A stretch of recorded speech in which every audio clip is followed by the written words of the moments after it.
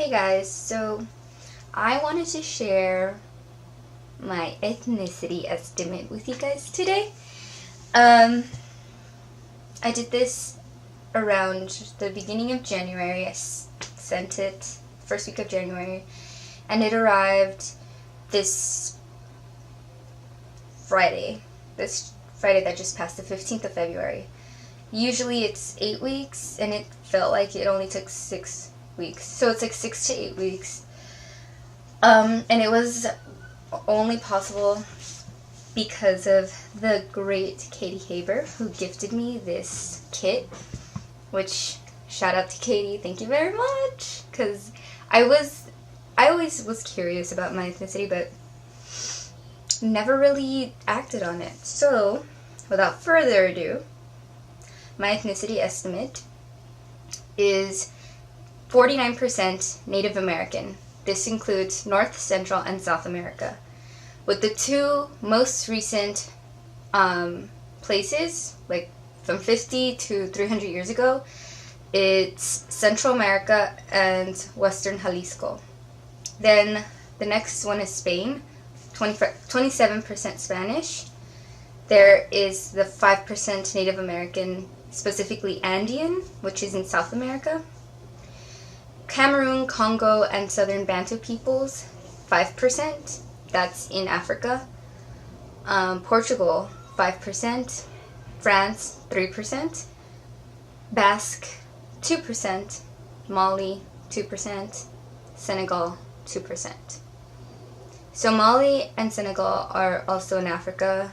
Basque is in Europe, where it's in between France and Spain. It's very specific. But yeah, here's my little map. It's kind of a lot of glare. But yeah, there's so much history with every single part of the world in this summary of who I am, basically. You can click on every single, I guess, country that you're from, or like specific areas, and read about the history of it. And there's just so much history that I don't really want to go and dive too much into that in this video because it's a lot of reading.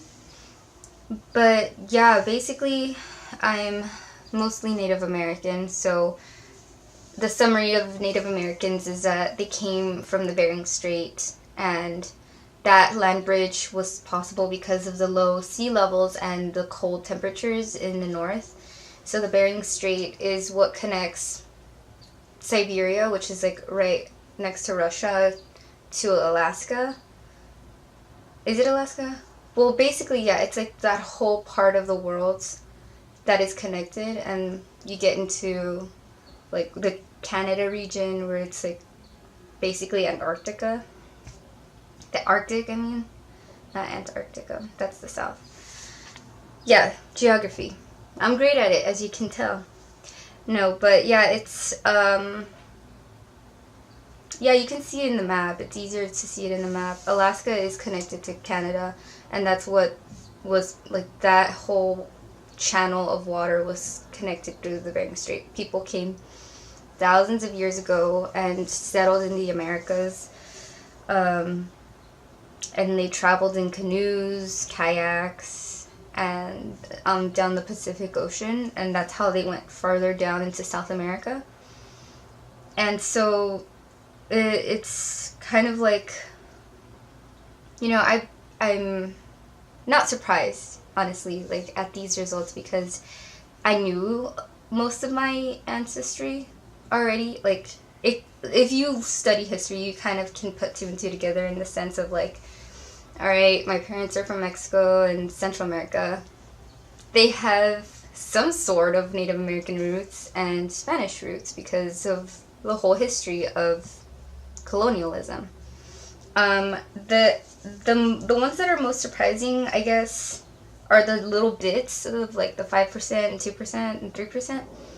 because they're so specific. Like the Cameroon, Congo, and Southern Bantu people, like that's a large portion of land. So that's kind of surprising, but it's also, when you look at the geography, it's in the middle of Africa, and it's also on the west coast of Africa. So that's where all the slave trade was going on. And then you look at Senegal and Mali, which is also Africa, but more on the northern hemisphere of Africa. And that makes sense, I guess, in a way. It's on the western side of Africa. And also these European countries that my ancestors are from are also on the western side. So it's like the connection is there between the old world and the new world, and all of it bordering the western side of these countries. It makes lots of sense. It makes total sense. And I just feel it's like, it's cool to know, but at the same time I'm like, even then it's not very personal. It's more like a general history. You get to learn about the history of these people, like from Africa and Europe and Spain. Like I learned a lot about Spain and how that territory came to be to what it was and what it is now, which I didn't really know much about. Like I didn't really know much about the history of it other than like the general, like, yeah, the Roman Empire was like literally the biggest empire, and then it came down, and then Christianity happened. So I knew general phases of history, but this was more specific to the country itself, which I learned a lot about. And it made me feel less resentful towards the history with the natives, because it was a brutal history. So learning that also, I mean, Spain had its brutal history, made me feel more, I guess, connected to the whole history of how everything came to be. And, you know, it's really hard for people to accept the past and like forgive and forget, but I feel like doing this kind of made me feel like it at peace with where I come from, because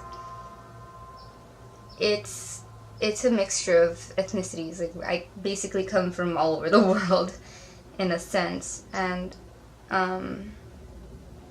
you know, without all that history I wouldn't be here. None of this would exist, and none of the countries that exist today would be here. I don't know. So it kind of makes you appreciate, at least for me, it makes me appreciate where I come from and where I'm at in life, and the opportunities that I have now. Like, just even as an example, on my mom's side of the family, my grandmother is illiterate. So coming from a very agricultural background, from my grandmother being illiterate to my mother moving here for better opportunities and job opportunities mostly. There was a war going on in El Salvador, and from her moving and migrating for better opportunities as basically a refugee, and then for me to have the opportunity to come and live here in this country and have a free education, it's a drastic generational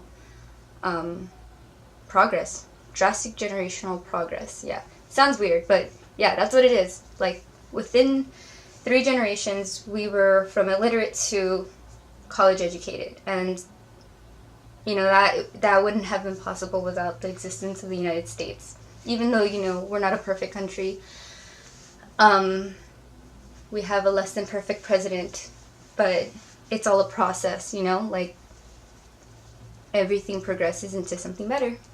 So with that being said, on a positive note, I hope you enjoyed this video, and let me know what you think. And if you are my cousin or something, I don't know, we have some sort of DNA matches. Oh yeah, you could also do that on my Ancestry DNA. I had like something crazy, like 30,000 matches from Native America. I mean, for people having like similar DNA to me, but that's just crazy. That's like that's literally anyone can be my relative, so I didn't pay much attention to that. Yeah. Thanks for watching, guys.